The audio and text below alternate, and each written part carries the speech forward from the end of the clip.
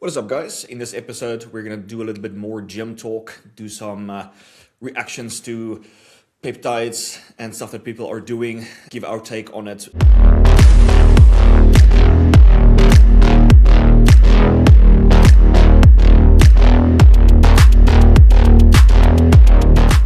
So the first thing I want to talk about is ecdysterone. This is a supplement that I have used in the past before. I've added it back in. The reason I've added it back in is because it was one of the most potent natural compounds to increase my IGF-1. So the first time I used it was because it was from a South African brand. So I don't know the quality of the brand, so this time I bought the ecdysterone from the Tropics Depot because I know their extracts is like, it contains in the bottle what it says on the label. So that's why I got it. I'm going to test my IGF-1 again.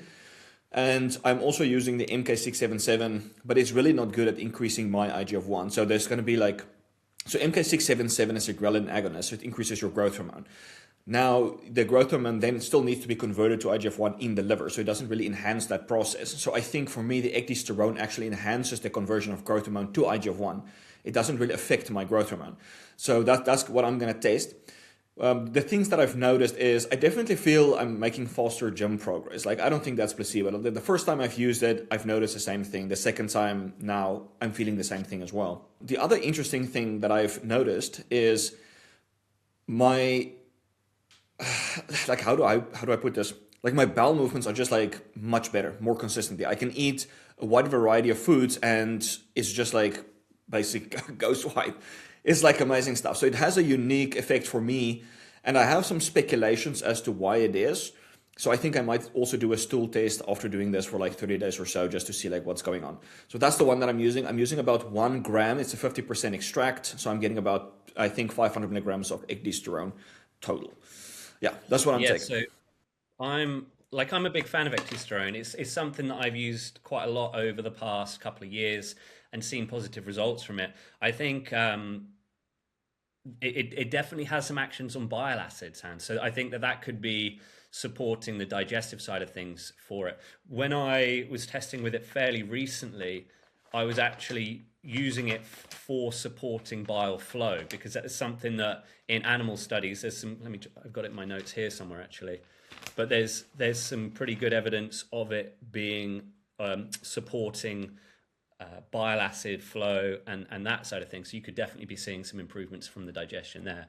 And in terms of my body composition and strength gains, I always seem to feel like I make the best progress when that's incorporated in there. I don't know if it's just coincidence or whatever.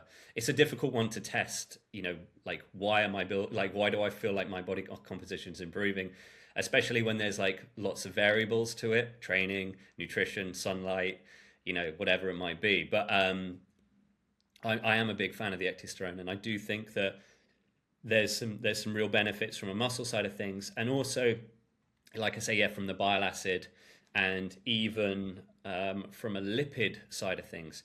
There was a study that I found on ectosterone improving lipids as well. So that's there's some definite interesting things on that. But something that I've used a lot over the years, and I'm a big fan of as well. You're primarily using it for the IGF-1 side of things, yeah? Yeah. So the first time I used it, I tested IGF-1 coincidentally. And it's oh, my IGF-1 is higher than usual. And then I dove into the studies, and there was actually studies supporting it that it could increase IGF-1. But I think the dose was so low, it was 10 milligrams of ecdysterone. It's no way, this is this is a fluke. The thing is, a lot of the studies on ecdysterone is not really well done, so we don't know a lot of it. And I think there's a lot of people's oh, it's just placebo. But to me, it feels I don't feel like it's placebo. If the results keep on going after 2 weeks or so, it's no longer placebo. I feel the first week or two is more like the placebo window. After that, if you keep on having the results, right, it's no longer placebo in my books. No.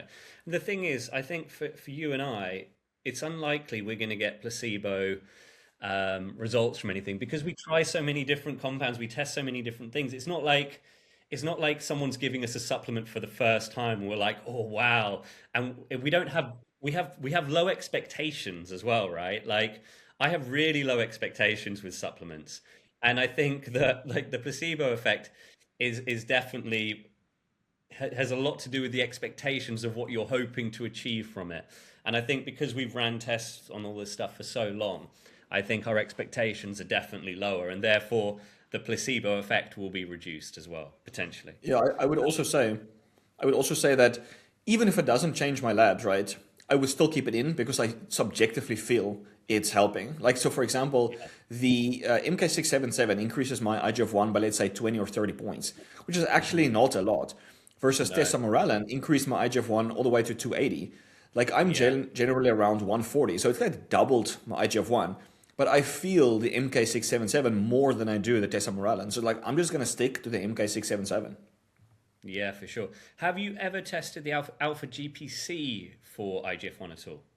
The only reason I'm I using have it not. is No. because there's obviously increases in growth hormone, like in GH levels post, like when people take it pre-workout and then they have a high level of GH post-workout. So I wondered if there's any kind of, obviously with the growth hormone and IGF-1, there's some correlation there. It's not necessarily, they don't necessarily completely go hand in hand, but they often do.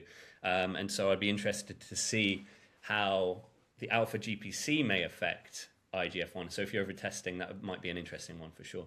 Yeah, I think like I think I'm basically at my last experiment when it comes to aromatase inhibitors. The last one I'm going to test is Skullcap that I also got from the Tropics Depot. So I'm probably going to start that one next week. I need to get some baseline labs again, given that I'm using ecdin and like a few other things. So just get that baseline, then use it for 2 weeks. And I think after that, my next experiments will be a lot more related to the IGF-1 aspect of things to really find out like what's like this the same structure, like what is the best at increasing IGF-1, not just on labs but also subjectively, like how you feel on Yeah. it. Yeah, it's great that you're doing the aromatase ones because my it's funny, my estrogen often comes up pretty low, so I don't really I don't I've actually I'm not including anything currently for lowering aromatase aside from eating white button mushrooms. There's no other compounds I'm looking for that. So it's interesting because a lot of my stuff is maybe for like looking for lowering lipids or prolactin or SHBG, and so it's good that we have different things that we're searching for because it means people are going to get more information from us. If we had exactly the same issues and complaints, then there'd be no need for it. We could there'd be less available information. Yeah. Um, But but yeah, but before you continue, sorry man, yeah, one, carry on. one more thing that I thought of, like in terms of the estrogen, what happened to your estrogen when you were using the decaroinositol? To be honest, it was my estrogen sits pretty similar. I think it was 46 on this last test, so that was actually pretty low on the test I did last week. If it sort of fluctuates from 46 up to kind of 90, and that's the kind of limit as high as it goes. Even when my gut isn't great, it still doesn't go up too high. Whereas my prolactin, I mean that's where I see much bigger fluctuations, right? So I can see it at 100 or I can see it at 400. Like it can really fluctuate. And for me, the gut issues definitely influence my prolactin much more heavily than they influence my estrogen levels. I think it's also because my SHBG tends to be a little bit higher as well, that there's less room for aromatase because there's less free testosterone, slightly anyway. But I have seen some drops in my SHBG recently, which I'll dive into in a little bit. But yeah, my my estrogen I've never seen it like I've never seen it above range once.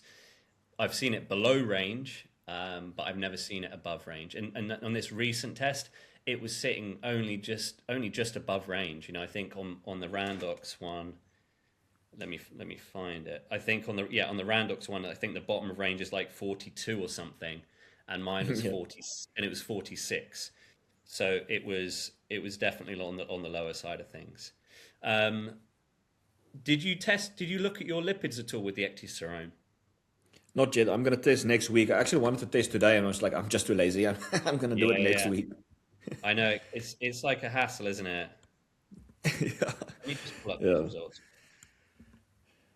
yeah. But we'll But see. I'll yeah, do. Yeah, I think I'd like my excuse is I want to improve my baseline before I yeah, do yeah. it. I know. That's the thing is otherwise it's like a little daunting, isn't it? I think. But let me Yeah. pull it up. Hormones. Oh yeah, yeah. So the bottom range for Randox is 41, and mine was 45.6. So that's pretty low for me, which is interesting. Yeah, I mean, especially as my free testosterone was higher than normal. Top of range for Randox is 54, and mine was 52. So that's almost out of range for sorry, that's SHBG. Sorry, for the free testosterone, their top of range is zero point 0.6 and mine was 0.5. So it's heading towards that, and that is because the SHBG came down. So yeah, my SHBG was 48, which is in range. Which is in range. I think I've only ever seen my SHBG in range once before, ever. So there's some good progress being made there for SHBG, and I think it's potentially from the iron side of things. So about 4 weeks ago, I had a transferrin saturation of like 55% or something like that, which is above reference range. And I also had a slightly elevated ferritin levels. Let me see if I can find the ferritin.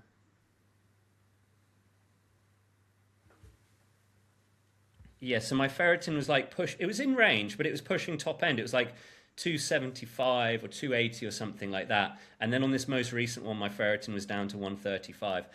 So there's some studies showing correlation between transferrin saturation and SHBG levels, with people in the highest quartile for transferrin saturation also having the highest levels of SHBG. So it sort of is a sensible approach. If you have high SHBG and also have high transferrin saturation, it can be an interesting approach to try and improve your SHBG in that manner. And so the initial results, so I tested 2 weeks ago and my transferrin saturation had dropped from 56% to 36%, and I'd seen no improvement in SHBG, and which it was probably too early to start to see those improvements, right? So now after 4 weeks, my SHBG is beginning to reduce, which I think it makes sense if it was being held up by transferrin saturation or by ferritin levels. So if I keep the levels of transferrin saturation down now for the next maybe 4 weeks, 6 weeks, it'd be interesting to see if SHBG continues to fall with that. And if it does, then I think that's a really, it's a really useful tool for people that are looking to lower SHBG without having to take testosterone or whatever whatever it might be. Because there's a lot of dudes, like I was on a Reddit forum recently. There's a few, it's a few years old, the forum, but it's like people with high testosterone levels with also elevated SHBG actually going on TRT just because their free testosterone is too low, right? So the only solution they could find was to start TRT or to use something like Proviron or something along those lines. And it seems frustrating that somebody that is producing high levels of testosterone naturally is not feeling the benefits of them, right? They're not feeling good for it. And so anything that somebody can do who has high levels of testosterone but also has elevated SHBG, that's a big win. There are a couple of other things that I've been doing in the last couple of weeks which may be contributing towards it. And so one of them is I have increased my zinc my zinc supplementation. So I had serum zinc levels done 2 or 3 weeks ago, and they were low. I mean, they were like in range but low, and then my copper was actually out of range low. I think this is partly because of the way I've been trying to lower my transferrin saturation. So I've actually been using a supplement which is IP6, which is essentially phytic acid, right? So, this it's quite funny, really, that people, that you can actually use the benefits of phytic acid to lower an anti-nutrient. Yeah, I'm using an anti-nutrient on a daily basis to lower my transferrin saturation. The negative side of things I've seen from it was a reduction in zinc and a reduction in copper, which is to be expected because it doesn't just bind to iron, right? It doesn't just bind, it binds to, I think, most metals, potentially heavy metals as well. And so in order to make sure that those levels weren't a problem as part of that process, I've had to increase my zinc and copper intake. So what I've been doing is, I think I've been doing two. Where I don't know where my copper is, but I've been doing like twice as much copper as I was doing before. Is it micrograms for copper, Hans? Normally, 1 microgram is a normal dose. Yeah, Milligrams. one It's a milligram. Yeah, macro mineral. yeah. So I've been doing two for that, and for zinc, I actually went up to 50 milligrams for zinc, and I've separated those two out. So the copper I have with my lunch, and then the zinc I have in the evening, because obviously high zinc intake can reduce your copper absorption. So you have to be careful if taking high levels of zinc.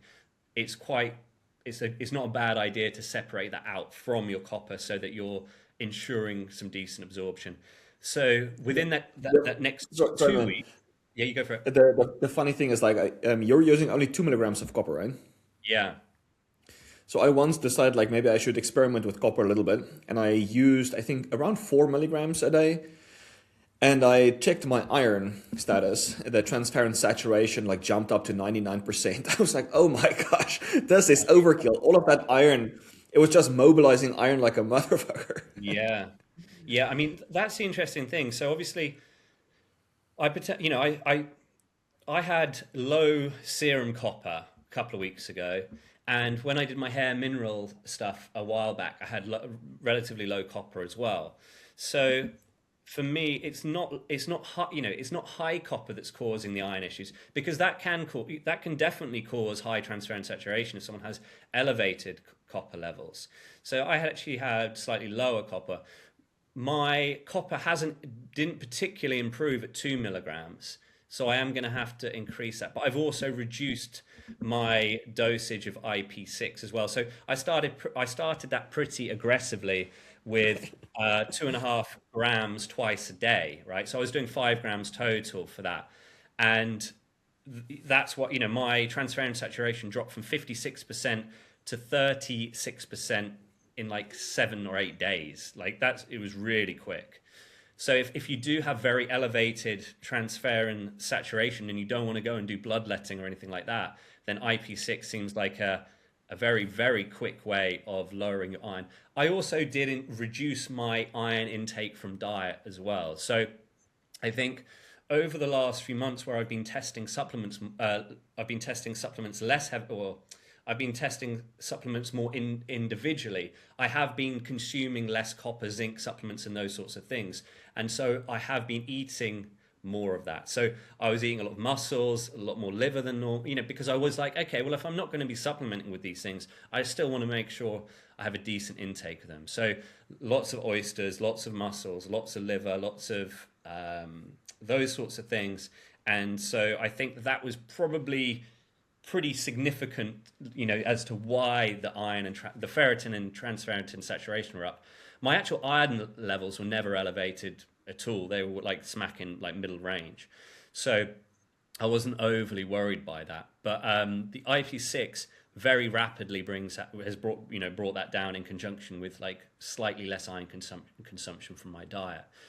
I would definitely say, like, if you're gonna try the IP6, maybe even just go like a couple of grams a day, 1 gram in the morning, 1 gram later in the day, and just keep it well away from your food as well, because it will, it's a very potent anti-nutrient, and so it will bind to whatever is in your food, and it will stop you from, absorbing and utilizing it. So I've been taking it like first thing in the morning, like, which is a couple of hours before food for me. And then the second time I've been having it is in between my lunch and dinner, and just keeping it right in the middle and as far away from both of those as possible.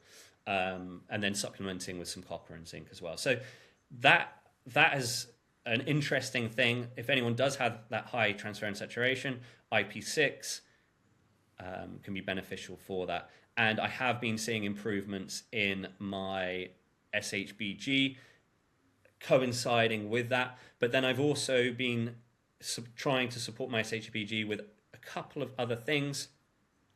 One of them is the zinc intake, just by increasing that, and my zinc's moved up. So in the last 2 weeks, where I've seen a decrease in SHBG, I've seen a significant improvement in serum zinc levels. So I do think that if you have high SHBG, it's worth looking at your zinc levels too and making sure that you are getting adequate zinc in there for that. And then the other thing that I've been using is a product called mitolipin, which is a saturated phosphatidylcholine.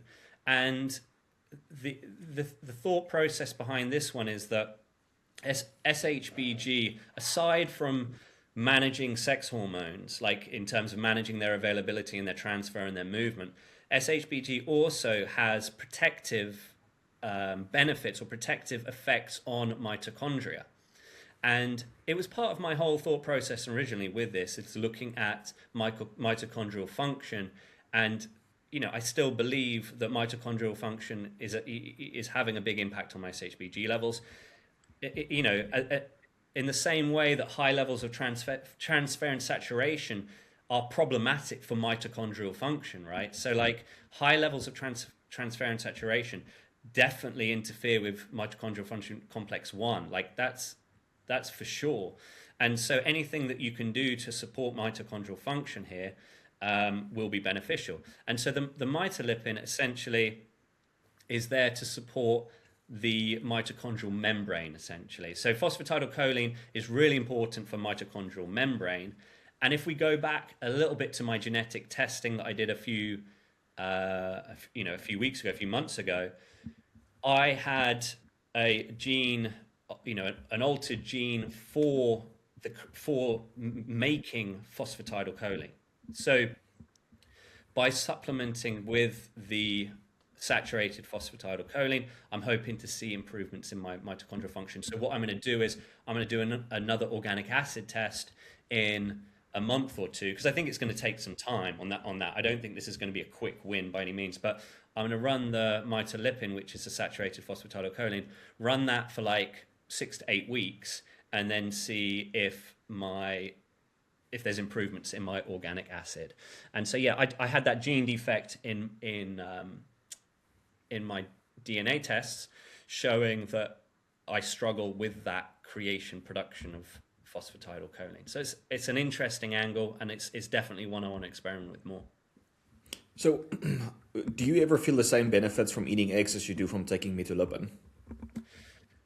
I don't, to be honest. So, well, I do feel better when I have a decent level, when I have a good amount of eggs in my diet, for sure.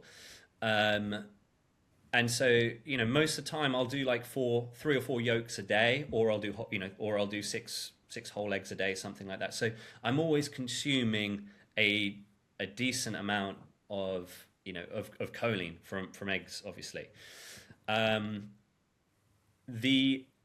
What I'm interested to know from my perspective is, because I have this issue with the gene there, is at what point am I struggling to create phosphatidylcholine? Like, if I supply adequate choline, is that sufficient, or do I need to go one step further down the chain in order to do that? I definitely saw improvements in things like my cholesterol and things like that when I was supplementing with phosphatidylcholine. But I also didn't feel that much better with phosphatidylcholine, because I think I was supplementing phosphatidylcholine from a soy source, it's from soy or from sunflower.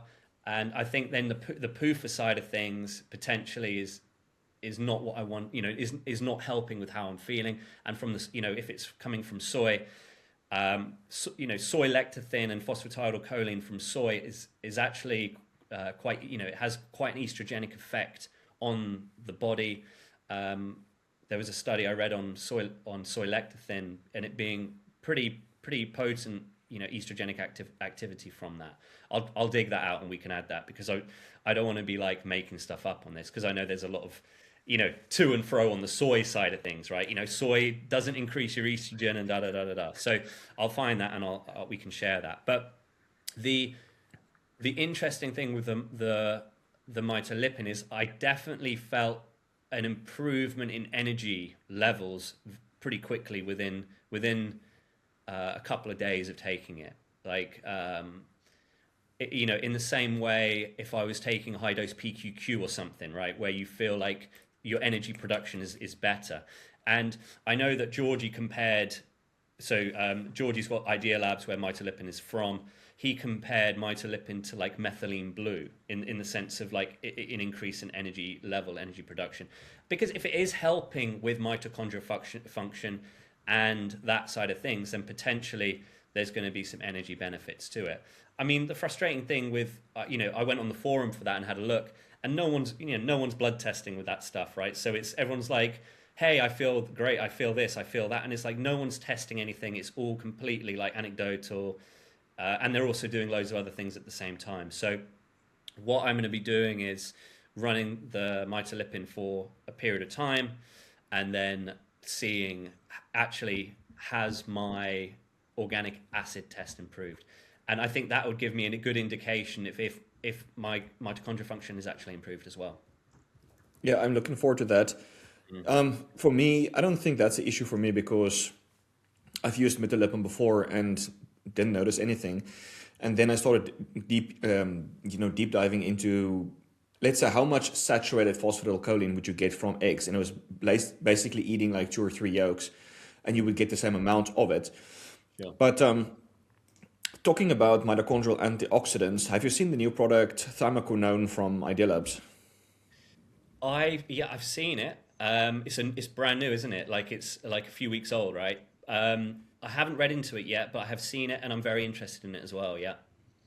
Yeah, so I've been thinking of using it because it's the isolated quinone, which is a very powerful, one of the most powerful mitochondrial antioxidants. And given that it's a quinone, it can also help with the recycling of NADH back into NAD, which I think is something that I might benefit from. Like I've been using MitoQ for, let's say, 4 weeks now, and I'm going to be doing my organic acid test soon. So MitoQ accumulates, let's say, hundreds of fold better in the mitochondria compared to regular coenzyme Q10. So it's like a synthetic modified version of it. So that's also a powerful version. And it's difficult for me to say if I notice anything. I think I do, but it has been a slower process. It's not like you take it and you notice a big difference. It's not like you're taking caffeine and you feel it. I think it's like this slow accumulation, and then mitochondria starts working better and better and better. And then actually you start noticing like, yeah, I do have more energy. My mental clarity is maybe better. Or like specifically when it comes to gym performance, it's like I'm not out of breath as much. I can do more reps. But that could also be like just getting used to the training. I don't know. This is harsh to say if it's a slow process, but I'm looking forward to doing the test.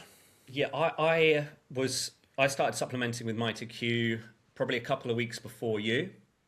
And I think I ran it for about 3 weeks and then I stopped. I didn't feel, for me, I didn't feel any benefit from, like, I didn't see any improvements in my energy or anything like that from it. And so I took it out because it's another variable, if that makes sense. Like, if there's something I'm taking it and I love it, then it's going to stay, even if it's a variable. I don't care. Like, as much as I want to test stuff, I still want to feel good as well. Like, I want to feel on top form, right? And it didn't fall. It didn't fall into that category for me. So I have taken it out. I think potentially it's something that when I've maybe finalized some more of this testing over the next few weeks, I will potentially incorporate it back in. But I didn't feel any major changes from it in terms of energy or training performance or anything like that. So yeah. One of the things I always try to remind myself of is there's a study that I saw where that people were supplementing NMN, the modified, it increases NAD, right? They had to use it for 6 weeks. And on the seventh week is when their sleep actually started to improve. So for 6 weeks, there was like no improvement in sleep. Seventh week, boom, improvements. Yeah. So that's kind of like what I'm trying to remind myself is like, okay, maybe if you don't feel things right now, maybe it does take a little bit longer. But you're right, man. Like if I'm going to do the organic acid test and I see things are looking better, but I didn't feel anything, it's like, am I really going to keep it in? I don't know. Like I don't feel it. Like it's an expensive CoQ10, isn't it? At the end of the day, like I I I always quite liked coenzyme Q10. I always That's something I've taken on and off for probably 6 years, 7 years, maybe longer. And and whilst I don't necessarily see a huge benefit from it, I've seen enough benefit from it that I've clicked to buy it again and again and again and again, right? Like subconsciously, I've bought it again and again, whereas I haven't with Mita Q. It's gone to the back of the cupboard. So, yeah, it's definitely an interesting one there for me. I totally understand and agree with the duration of testing and things like that. But there's just so much that I want to test that it becomes difficult to do it in that way. It's the same, right? It's exactly the same with the SHBG here. Within the first 2 weeks, no improvements in my SHBG from bringing my transferrin saturation and ferritin levels down. Zero. I think it went up, like and and then 4 weeks later, it's down from 60 something to 40 something. That's a big difference for me. So and now we're talking 4 weeks. So what's it going to look like in 10 or 12? So I am going to have to carry on with the IP6 for at least another 6 to 8 weeks at a lower dose. I've actually started taking it maybe only 3 or 4 days a week rather than every day as well, because I think now that I've reduced my iron intake and and et cetera, I know that I can keep it down. And even with having it 3 days a week for the last 2 weeks, or 3 to 4 days a week for the last 2 weeks, my transferrin saturation stayed at 35-36%. So now I don't need to dose it heavily every day. It seems like I can just run it 2 or 3 days a week. So I'm going to be interested now that if my transferrin saturation now stays at 30% rather than 40 or 50 for 10 weeks, is that where it's going to move the needle and be like, hey, SHBG now is like, well, it's the first time I've seen it in range in years. So that's a real big win for me. That's a massive win for me. So I am excited for this. Yeah, I definitely think I'll have to use it myself because like if I don't actively try to manage iron and I just eat like red meat every now and then, like sometimes it's not even a lot. Let's say it's half a pound, like 200 grams Yeah. or 300 grams of red meat a day. Like my iron either just stays the same or it just goes up.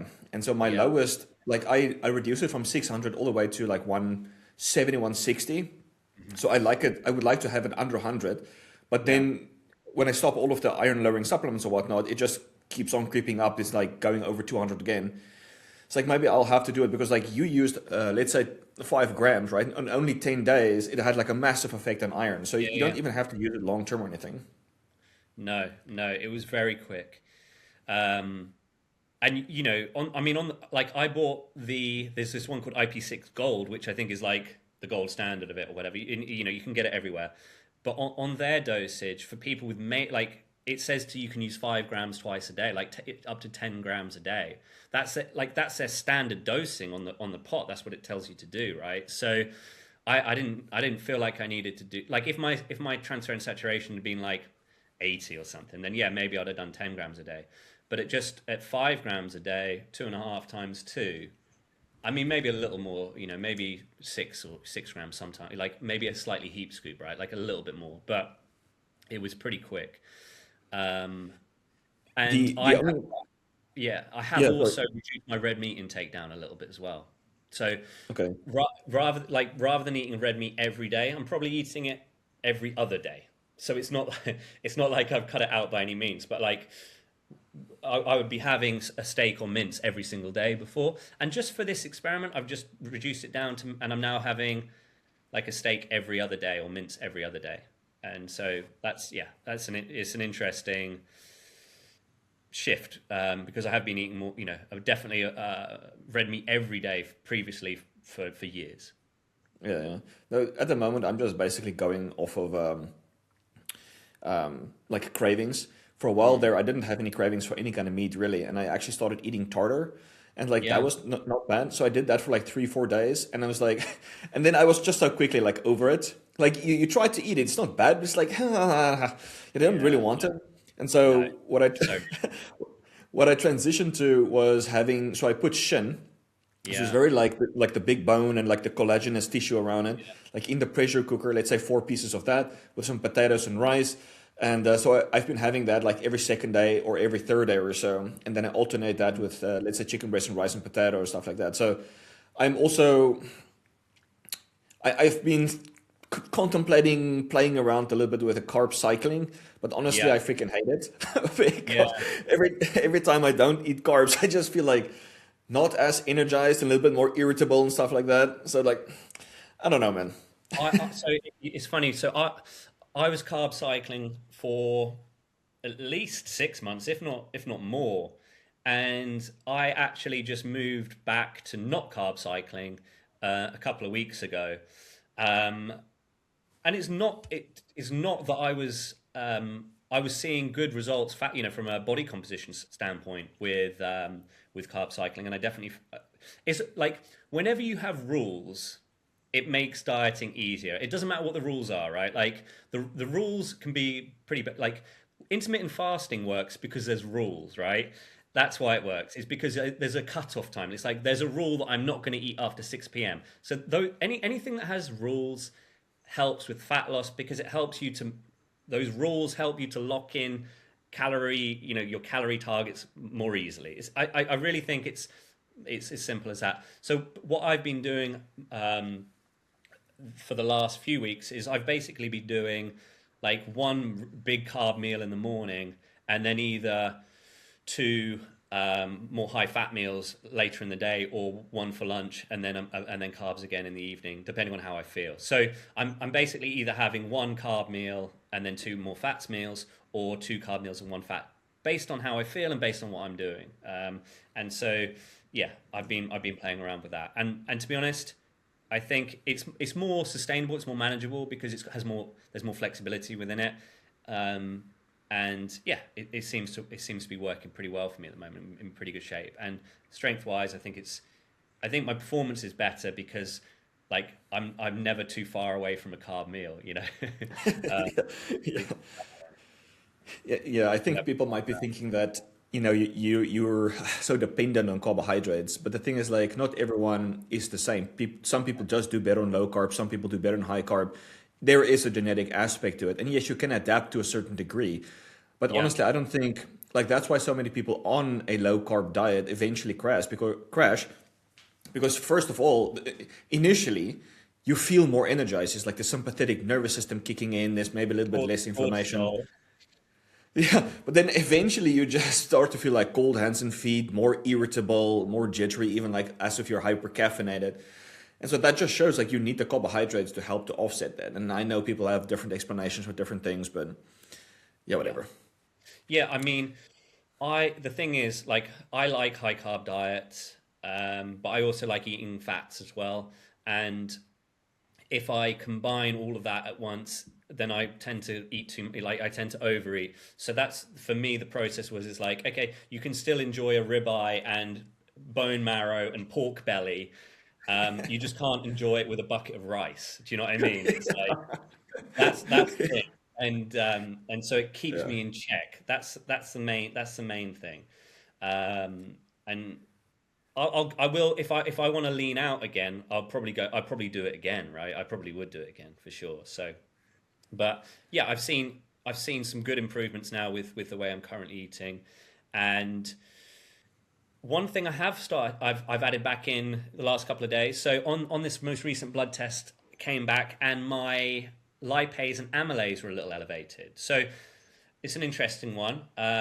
They've been elevated for a little bit of time now. So I've just added in some digestive enzymes, lipase, amylase, etc., which I'm going to be including for the next couple of weeks to give the pancreas a little bit of a breather from producing all that. And I think it's because ultimately I eat a lot of food, right? And so my pancreas is working hard. to help support with the digestion and so on and so forth.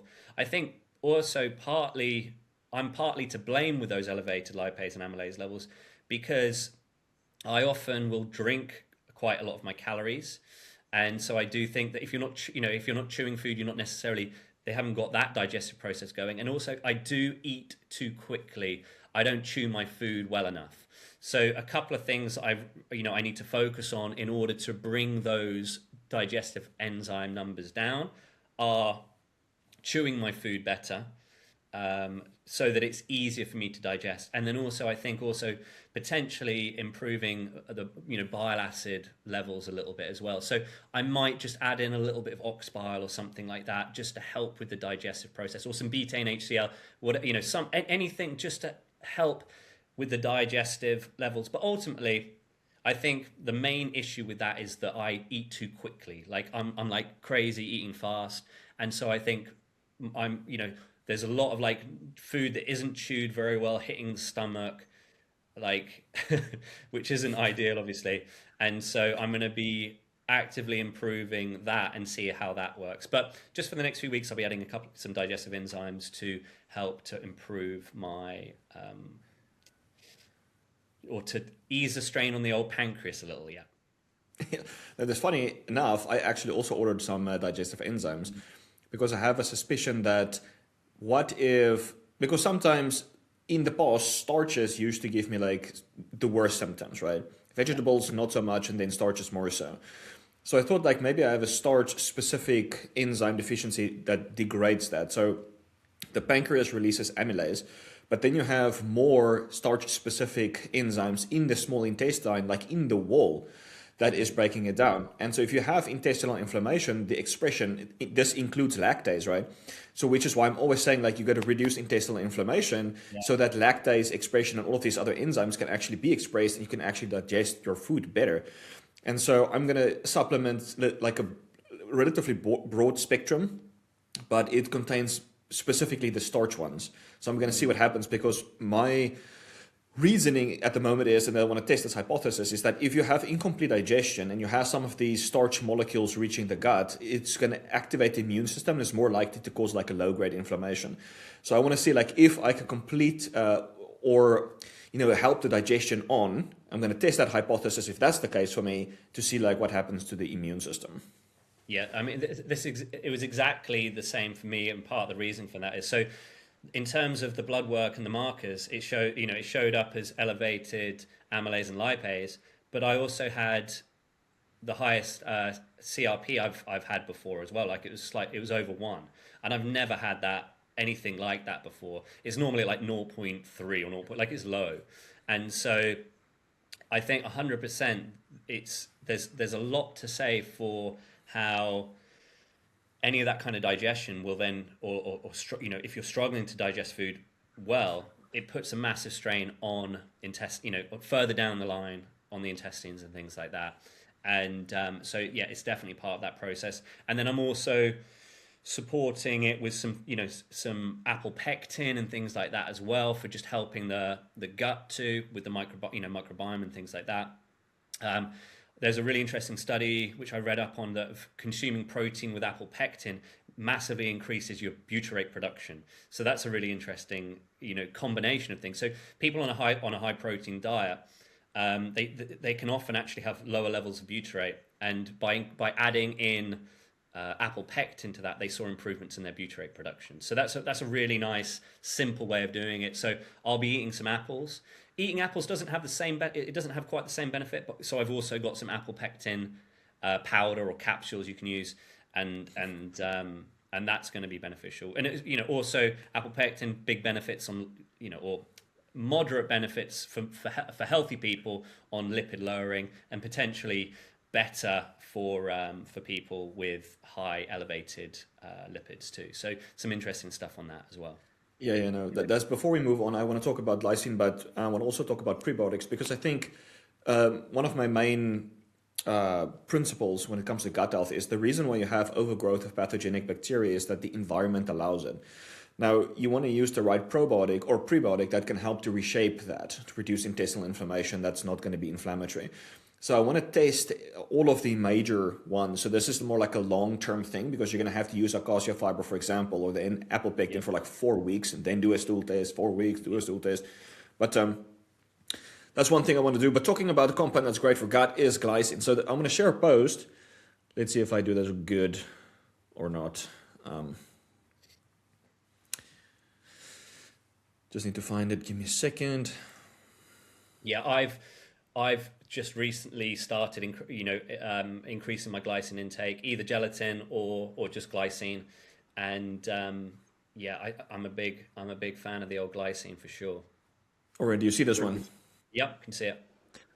All right, so Dan Go was using glycine. So he was max dosing glycine for 90 days, but did not expect this.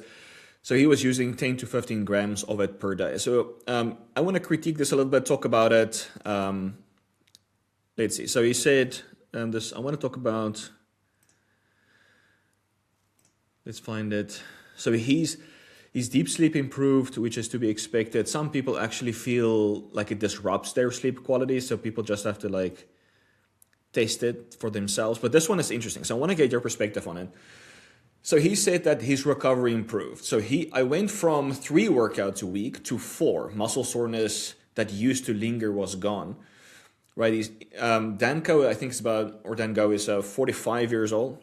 Yeah. So what I get from what he is saying right here is that from a workout, he was feeling so sore that he could only be training 3 times a week. And then using glycine, which reduces the inflammation, allowed him to train more. Right? Is that what you're also getting from it? Yeah, and I mean, I've got a slightly different, I've got a different take to him on why that might be the case potentially. I think. Yeah. So all right. So here's my take on it. So first of all, we know that in people that's more inflamed, in general, older individuals, glycine actually becomes a conditionally essential anabolic amino acid. So you tend to get anabolic resistance, and then the glycine helps to prevent that anabolic resistance. Right? You make you more receptive to anabolism again.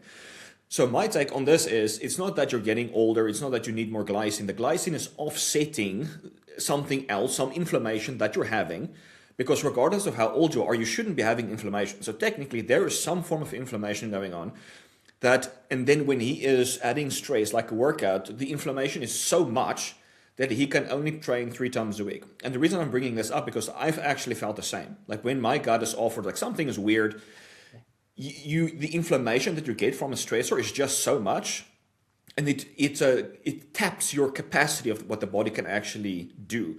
And once you fixes that inflammation with diet, digestion, glycine, for example, which is more a patch in my opinion, your capacity improves massively. What's your take? Yeah, so I mean, I think one of the things I would say for that is that I think if it depends how he was training, obviously, right? So if he's gone from 3 to 4 sessions, he may have just distributed the same amount of work over 4 days, and therefore is less volume per session. Therefore, he's recovering better, and so on and so forth. So that's one thing. But if he's saying it's improvements in aches and pains, one thing I would say is that whenever someone has major gut inflammation, they start to get symptoms of things like joint pain and all these, which is it's not to do with the training, right? So, I mean, the training might obviously add to it, but not necessarily. There's plenty of people that are, in their 40s and 50s that don't lift weights and suffer from joint pain because of inflammation. And so I definitely think anything that you can do to support, reduction in inflammation is beneficial. And, he probably would have seen similar benefits if he'd supplemented with something like zinc L-carnosine or with PEA or anything that's going to help, like, stabilize mast cells or improve, reduce inflammation or whatever it might be. So I definitely think glycine is beneficial from that. I mean, maybe even he saw improvements in upregulated 5-AR or something like that. Hey, because sufficient glycine is important for 5-alpha reductase. So I think there's plenty of reasons to. I can't think of any reasons not to include glycine or gelatin in your nutrition, in your supplement routine, especially if you're on a high protein. Like if you're on a high protein diet, it's even more important that you're supplementing with glycine, because otherwise you can just get such a messed up amino acid profile that that you create insulin resistance and all of these sorts of things just from having like an amino acid profile that is too heavily like angled at branched chain amino acids or those types, and not enough of the glycines and the taurines and those sorts of things. So Yeah. 100% is worth including a glycine. Yeah, yeah. Plus, it's so good for your insulin sensitivity as well. And this Yeah. is why I love the shin so much. Like, I have to put that thing in the pressure cooker for like 45 minutes just to get it soft enough so it can actually start to fall off of the bone. Yeah. Yeah. Yeah, All right. we were doing like slow cooked oxtail and stuff like that for the glycine and things, and it's fantastic. Yeah. Let me share. Okay, there's another one I want to. Oh yeah, we go peptides next. Yeah. No, I want to talk about. So, this is the one thing I actually wanted to talk about. So, Mm. it ramps up your growth hormone secretion. So there is a study where glycine can increase growth hormone in a dose dependent manner. Um, I think that was kind of like it. I think he I mean, said he. I think glycine, glycine for collagen production and things like that is important as well as enhance. I think so. He's saying about seeing improvements in his skin, right? So I think there's also benefits from a collagen side of things. Yeah. Yeah, there is, but the thing I want to point out is that he said it increases growth hormone, and so this is one of the things I would like to bring attention to is like it's best not to make claims without actually testing it. So if you say like it increases growth hormone, it's like did you do labs to see if it increased your growth hormone? So just Yeah. because you felt better in the gym and you slept better does not mean your growth hormone increased because I have tested it, large doses, done blood tests, and it didn't do nothing. Yeah. Right? I, So I mean, some I always say this to people is like that none of us are the average of a study, right? So they give you when you read a study, it gives you an average. Some people some people within that average get worse. Some people get better. Some people get worse, and then they give you the average. And so you're not the average. You could be anywhere on that scale of things. Like I read there was one on cholesterol recently that I read up on, and it actually gave you all the people. Like it didn't give you the average; it gave you every single person's results, and they were wild. Like their variation was wild, right? Wild, and then they give you the yeah. average. So Yeah. some of them were seeing like a 20%, 30% improvement. Some of them's cholesterol went up 20 to 30%, and there's other variables, of course, but it's like don't think that you're the average of a study. You are not the average of a study. You need to actually see if these things work for you as an individual, because the average of a study is not you. You know? Yeah. Yeah, I remember there's a study on grapeseed extract on estrogen, and the study basically said that it doesn't lower aromatase or estrogen in humans. And it's like, oh, this is interesting. So I went to read the full study, and they had the individual data. And as you mentioned, like some people had a 30% increase in estrogen, some people had a 30% decrease. So the average was nothing happened, but there was a lot of individual differences between the Yeah, people. yeah, absolutely. I mean, I think it's and also like so one of the things I'm experimenting with at the moment is HMB, and right, okay, this is a really random one. HMB for lowering LDL. Okay, so um, and again, this is where it depends who you are, right? So HMB, if you have normal cholesterol levels, HMB can lower cholesterol by like 5 to 7% or something like that, like LDL by 7%. But with people that have very elevated levels, it lowered it by up to 28%. Or in fact, not up by the average reduction of the people with elevated LDL was 20. It's a small study, so this is where it's interesting and you have to test things. So if your LDL levels are not high, then HMB won't. In this particular study, this is an example because I haven't tested it, but as an example, if your cholesterol levels are fine, they're normal. HMB won't move it very much. If your levels are very elevated, it seems to move it significantly. And so this is again where you have to know where you sit within that study. So the meta-analysis says it moves it by 7%, right? Because the meta-analysis looks at all the studies. But with the study looking at people that have really elevated cholesterol, which are part of that meta-analysis, it's a 28% reduction. So you read the meta-analysis as someone with high lipids, and you go, only 7%. It's not really worth it. Whereas if you read the one for people that have high lipids, it's 28%. It's like there's nothing that you can take that's going to lower it by 28%, right? So then it Yeah. becomes really interesting. So yeah, it's you have to test these things. You have to know how it's working for you. All right, finally, let's talk. There's another peptide one I want to have a look-see at. Let me just open this one and share. Got some lag. All right. So this one is interesting because it reinforces kind of like the stuff that we're talking about as well a lot. All right.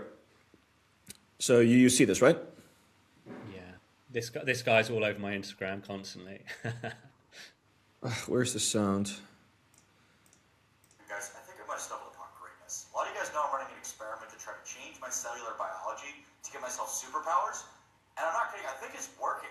I'm in phase 3 out of 4 of this experiment, and the number one thing I'm noticing is a rapid increase in muscle mass. I mean, look at that. I'm starting to get a little girthy. What's even crazier is I've been doing that while working 10 to 12 hours every single day, and the energy is limitless. I've never had a coffee or done energy drinks or anything like that, but this has got to be what caffeine feels like. If you haven't kept up with the experiment, here's what I've done so far. Phase 1 was mitochondrial leakage. Most people don't realize every function in the body, physical, mental, anything, is all mitochondria. Exercise itself and muscle protein synthesis both require cellular energy in order for those functions to benefit you. So imagine your cells spilling out your excess energy because there's leaks in the mitochondrial membrane. I used SS31 to go into those membranes and patch up all the holes so we're not leaking.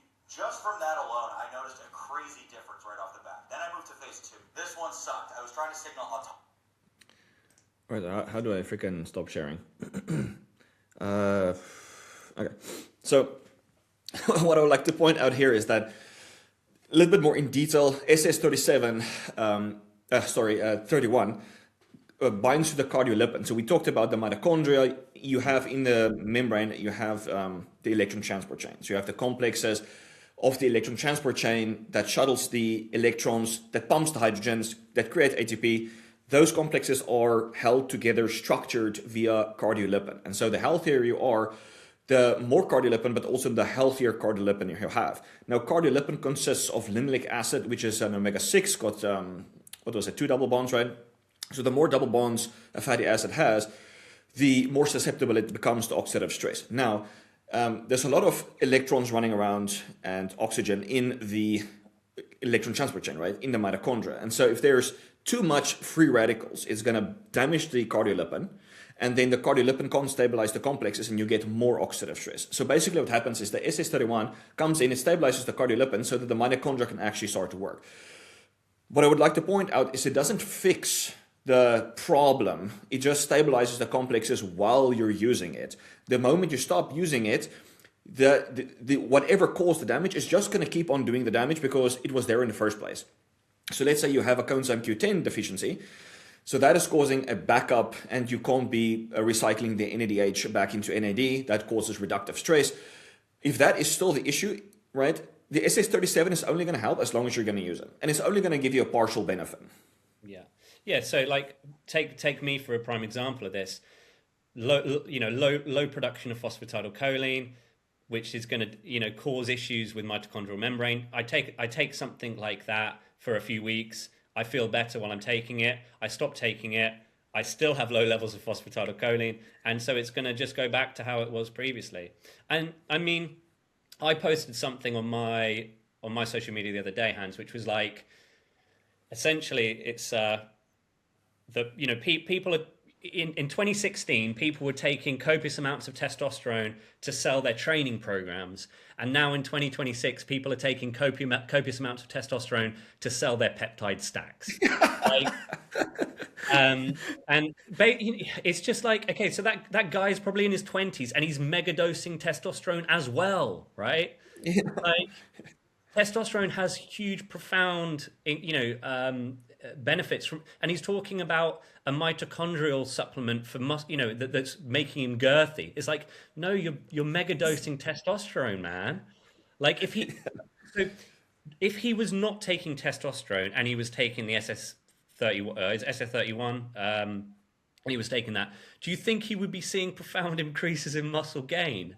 He wouldn't be seeing any, like he wouldn't see or feel anything.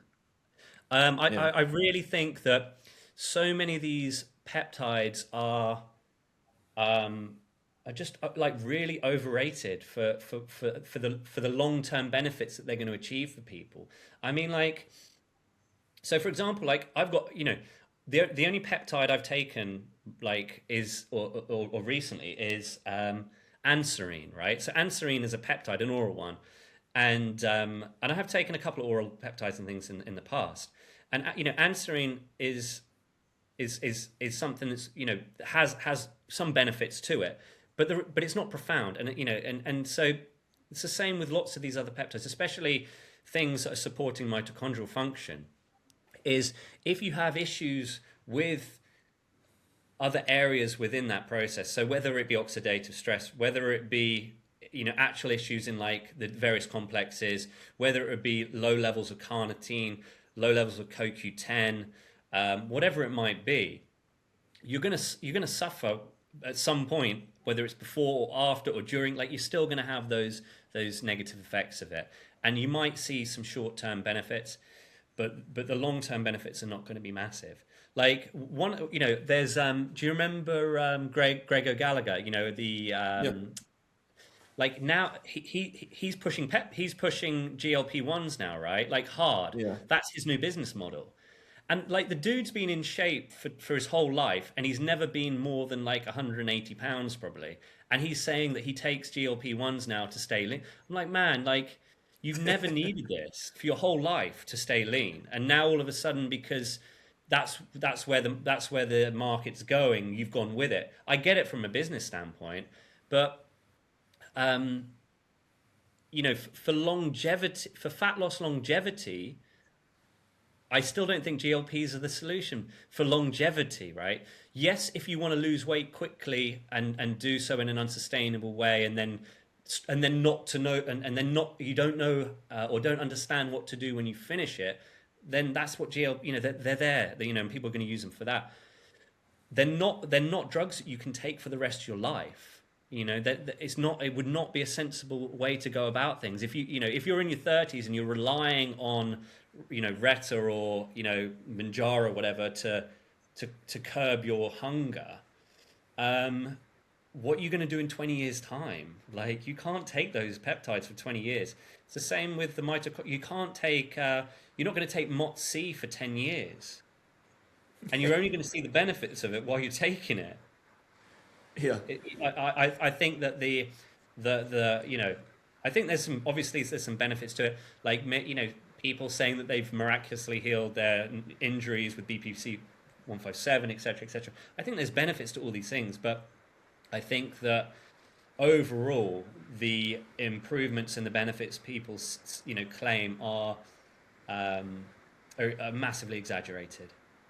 Yeah, my question would be like, the SS31 is great for optimizing mitochondrial function in those people that have an issue with that specific thing. Now, this guy is young, right? The question should be, why on earth are you having cardiolipin problems and electron transport chain problems? That's the real reason at this age, and you need to fix that.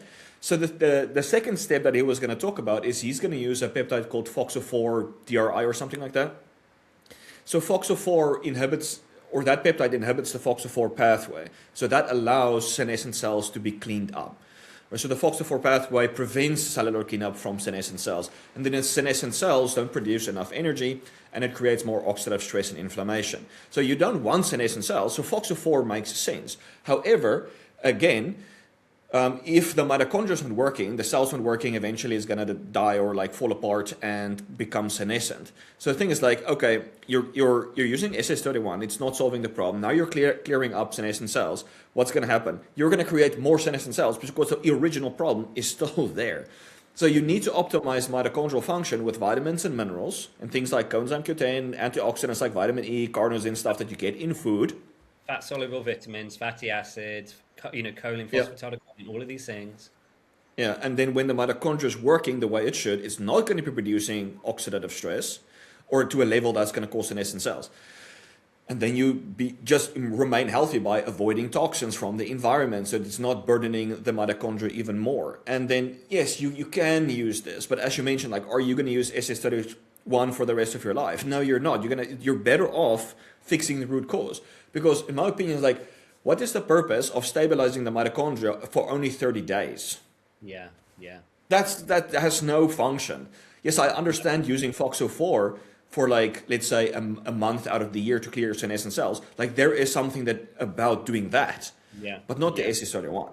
Like if you're a professional endurance athlete and you're allowed to take, I presume you can't take these peptides in professional sport, but if you were and were allowed to, and you were training for like a peak event and you wanted to be on your best form, all of these things make a huge amount of sense because you need Yeah. to be good for one day. Like if you need everything to work really well for one day, then this is, then you could do a nice flow of these different peptides and get yourself really good for one day. But then 30 days later, 60 days later, 90 days later, you'll be back to how you were prior to it all, because everything that was, any kind of advantage you get above baseline will go back to baseline. Yeah, yeah. Yeah, so point being, guys, is fix the root cause, optimize your digestion, maximize nutrient absorption, clean up your diet, avoid inflammatory foods. That's basically the main thing. Support your organs so it's detoxing, absorbing, distributing the nutrients, optimize your mitochondrial function with foods. That's Yeah, the I way to mean, go. And the peptides are tools.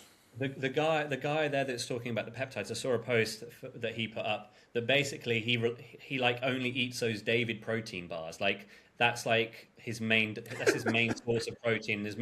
He was like eating 3 or 4 of those a day or something. Like What? if he wasn't blasting testosterone and in his 20s or however whatever age he was, he'd be suffering badly. Like no wonder his mitochondria need help if he's only eating protein bars. Do you know what I mean? Like Yeah. I'm sure it's not that bad, but I do think that you know everybody that's rushing for the peptides are either selling them by they're using their baseline of high testosterone intake and so on and so forth to sell peptides in that way, or they're looking for a solution to a problem that where they the problem is diet lifestyle, and they're looking for peptides as a solution to that problem, which is diet and lifestyle. So um, yeah, I mean, I, I, I don't. Where do you see Where do you see the peptide thing going over the next few years, Hans? What do you think of it?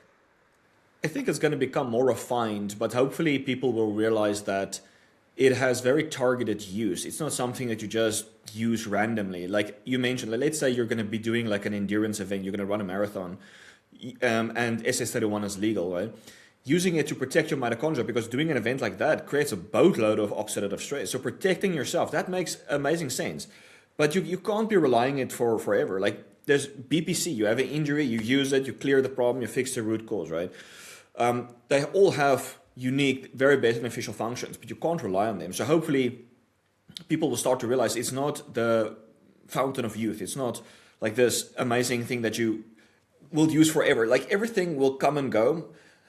People are talking about NR. That was big and then it dropped. And then people talked about resveratrol. It was big and it dropped. So I think with peptides will probably be the same to a big extent.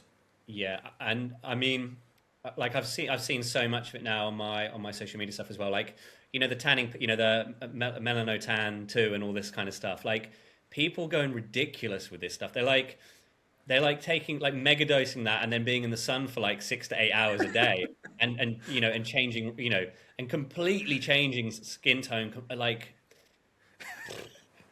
I mean, it's not smart, that stuff, right? And also so one of the ones that people have spoke to me a lot about in the past is the PT141 as well, and so PT141 is actually approved for libido in women, isn't it? So that was its original original usage, and then obviously it started to be used by men for libido and erection quality and all that kind of stuff as well. But I think the trouble is when you're buying it, you have, you know, are you actually getting PT141, or are they just selling you melatonin 2 or something like that? Like lots of people are getting very tanned off their PT141, right? Like Yeah. really tanned. And I know that there are similar mechanisms there. Um, but also there's a huge amount of, people are getting massive issues with histamine and things like that with these ones as well. So some people like almost going into like shock from histamine because of the dosages of these as well. Like massive degranulation of mast cells from these, like flooding the body with histamine. So one of the guys posted, and he'd gone red like a lobster red from melanotan too, and he'd had like the most ridiculous histamine reaction to it. Yeah. And he'd gone so red, and it's just a horrible histamine response from it, like absolutely horrible. And if you do that a few too many times, you're gonna have histamine issues for the rest of your life. Like, you're in major trouble. So you just got to be careful with it. The guy on there, he he said that he started a stack but he'd injected the wrong one, and like the dosage was like 10 times out. So I think he was like, what was he doing? Was it like he'd accidentally injected like 3 milligrams of melatonin 2 instead of like 0.3 milligrams of Mot C, or he just picked the wrong one out the fridge, right? And he was suffering. But yeah, you just got to be careful with this stuff. Yeah, yeah. No, I do like it. I want to play around with peptides some more. There's a few ones that I obviously always keep at hand, especially like BPC. But the thing is, the people that I work with or that contact me is like, they don't want to use something forever. It's like they're not opposed to using a tool, but ultimately it's like, am I going to be reliant on this? And it's like, well, yeah, if you use it, like unless you use it as a tool while fixing the root cause. Yeah, I mean it's the same when guys come to me with TRT and that side of things. They, if they've been on TRT or they're on it, whatever, they're worried about having to be on that for the rest of their lives. And so like one of my clients recently in the UK, he's on TRT and he's taking HCG to keep fertility levels up. And there was a shortage of HCG in the UK, and so he couldn't get any for 12 weeks. The person that supplies his TRT, there was a supply chain issue with HCG, and so it was unavailable. And so, I mean, to put that in perspective, if you're relying on a supplier to feel good, to feel like a man, to feel healthy, to feel energized, to have good function, to be able to have sex with your partner. If you're relying on a company to sell you something, that at any point in time the supply chain can dry up, right? Or they could double the price of it. I know you can then go grey market or black market for these. Like, of course you can, but most people aren't going to do that. They'll be like, oh, they've run out of testosterone cyprinate, and they've said I've got to wait for 12 weeks, and their levels will just crash off the cliff, right? And they won't be doing the other things they need to be doing to support it. So I do think there is a worry about the reliance on it. But like one of my guys I was coaching, he's like 51 or 52, and he was taking clomiphene, and his testosterone level was like 800-900 or something. It was really good, but he wasn't feeling great like on that. He was like in headaches. I think like the typical estrogen. Estrogen side effects, but probably more I do feel like when LH levels get crazy out of hand, I think people start getting headaches and they start getting those kind of pressure in the brain type symptoms. And he was definitely getting those. And we basically stripped all that out. He stopped the comment, but we did like a stack of different supplements. So, things to support LH production, and also things for testicular function. And his testosterone was higher than without the inclement. Like it went up. It was like over 1,000, and he's like 51 or 52. So it's possible. Like it's not easy to do these things, but it is possible to do them. Yeah. All right. I think I addressed everything that I wanted to talk about. And just to clarify, like I'm also using stuff to enhance my performance that can be seen as a crutch or something like that, right? Like I'm using the ecdysterone, I'm using MK677. You can always be using supplements to enhance your sleep quality even further. Even if the sleep is good, you could be doing more. Like a lot of people, they just don't want to have mediocre exercise performance or growth, right? Like you can do it naturally, but if that's your goal, but some people just want to have more. Yeah, exactly. Absolutely. Like I was looking at some things for improving, muscle growth and that side of things, and looking at, so Obviously you've got like the, myostatin, which is like the handbrake for muscle growth. And for example, like by taking testosterone, you see fairly major reductions in myostatin, which is I think probably partly why it supports muscle growth and so on and so forth. And then there are like supplements which supposedly can influence myostatin. So epicatchin is one that can have some effects on it. And then there's an interesting one, which is fortotropin, which is the fertilized egg yolk powder, right? And so I was playing around with that for a little bit, and I definitely think that that's quite an interesting, an interesting compound, because I think it was fairly large changes in myostatin levels. And I'm not excited by that particular or anything like that, but I just think that there are, there's always interesting things to try and experiment with, and if you can get a little bit extra out of your training sessions, then why not? And I do think that you can, there's lots of ways you can support all of this. You've got to experiment, you've got to test, and see how you feel at the end of the day, and see what works for you. Yeah. Totally agree, man. So anything else you want to add for the rest of the podcast? You think we covered everything good? No, I think we covered a nice bit there.